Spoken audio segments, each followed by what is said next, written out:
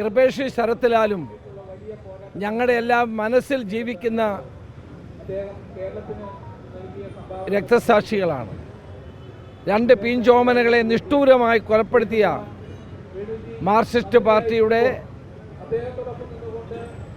നിലപാടുകൾക്കെതിരെ കോടതി നൽകിയ ഏറ്റവും വലിയ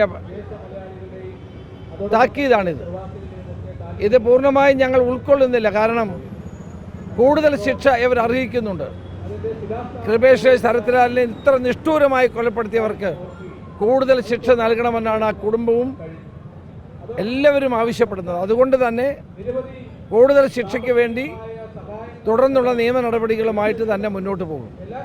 ഇതിൽ നിന്നൊരു കാര്യം വ്യക്തമായിരിക്കുന്നു: മാർക്സിസ്റ്റ് പാർട്ടി ഏത് കൊടും കൊലപാതകവും നടത്തുന്ന പാർട്ടിയാണെന്ന് തെളിയിച്ചിരിക്കുന്നു. മനുഷ്യ സ്നേഹത്തിനോ മനുഷ്യരോടുള്ള വിശ്വാസത്തിനോ ഒരു അർത്ഥവുമില്ല ഭരണത്തിൻ്റെ സ്വാധീനം ഉപയോഗിച്ചുകൊണ്ട് ഈ രണ്ട് കുഞ്ഞുങ്ങളെ വെട്ടിക്കൊന്ന് കൊലപ്പെടുത്തിയ ഈ നരാധമന്മാരോട് കേരളം പൊറുക്കില്ല.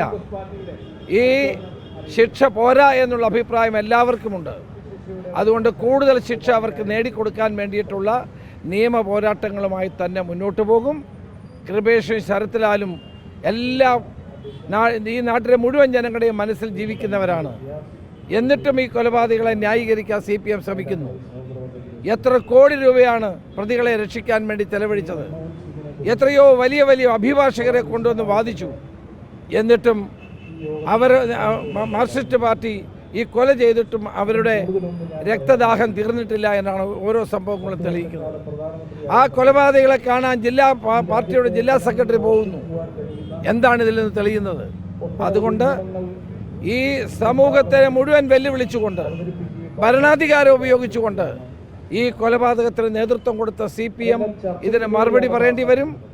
ഈ മുഴുവൻ പ്രതികൾക്കും കൂടുതൽ ശിക്ഷ വാങ്ങിക്കൊടുക്കാനുള്ള നടപടികളുമായി തന്നെ മുന്നോട്ട് പോകും.